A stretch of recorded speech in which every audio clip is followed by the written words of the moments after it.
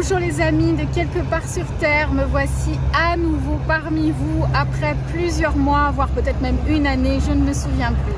Tout d'abord, je voudrais dédicacer cette vidéo à Elodie qui adore Quelque part sur Terre.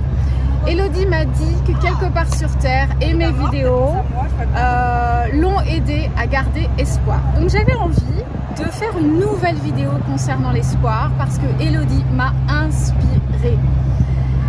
Tout d'abord, voilà, je n'ai pas perdu de vue Quelque part sur Terre, mais j'avais besoin de monopoliser mon énergie sur d'autres projets. Mais Quelque part sur Terre est toujours dans mon cœur. Et voici aujourd'hui un moment où je suis enfin, comment dire, en vacances à Paris. Et je me suis dit, mais quelle bonne idée de faire un Quelque part sur Terre à Paris.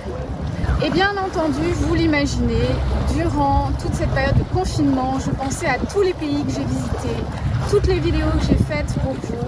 Et je me disais, peut-être que je pourrais sortir et aller pas très loin et faire des vidéos Quelque part sur Terre pendant la période de confinement. Mais c'était très difficile pour moi parce que j'avais besoin de me recueillir, de recharger les batteries et de faire le point. Me voici à nouveau de retour pour vous. Et donc j'ai réfléchi à l'espoir et j'ai réfléchi aussi à ce qui nous est arrivé à tous et mondialement. Je pense que pour chacun, ça a été difficile à différents niveaux, alors que nous sommes toujours en train de lutter contre cette pandémie, mais disons que maintenant nous pouvons avoir une vie semi-normale. Mais je pense que c'est l'occasion maintenant de pouvoir faire le point et de se dire qu'est-ce que j'ai appris pendant cette période. Et surtout, qu'est-ce que cette période m'a appris concernant l'espoir? Moi, voilà ce qui m'est venu et je vous propose d'y réfléchir.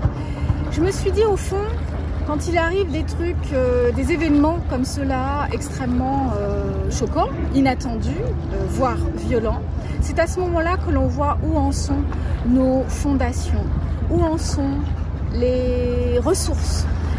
Est-ce que l'accès à nos ressources est bel et bien là?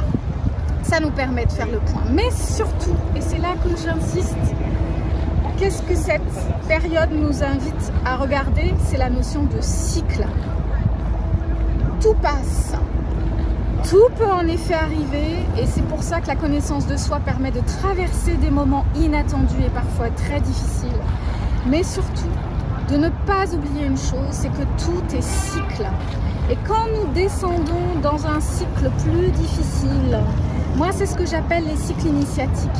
Quand c'est dark, quand c'est sombre, quand c'est difficile, il ne faut jamais oublier qu'un jour on saura quel cadeau il y avait derrière. Mais quand on est dedans, c'est difficile de le savoir. On découvre qu'il y a un cadeau derrière la face sombre quand on en sort en fait. Et quand on se retourne et qu'on regarde et qu'on se dit qu'est-ce que j'ai traversé comme période, qu'est-ce que cette période m'a appris, quelles sont les choses que je dois développer pour avoir un peu plus de stabilité, pour renforcer mes fondations, et quels sont les atouts que j'ai eus, que j'ai su développer comme ça d'instinct et qui étaient finalement disponibles sans que je m'en rende compte. Donc le cycle, ombre, lumière, up, down, c'est sans arrêt un cycle. Mais on peut faire en sorte que nos cycles tombent moins dans le dark et soient de moins en moins difficiles et qu'on reste de moins en moins dans le dark. C'est en découvrant les ressources qui sont en nous et en ancrant à l'intérieur de nous une vision de la vie et une relation à la vie qui nous soit porteuse et aidante.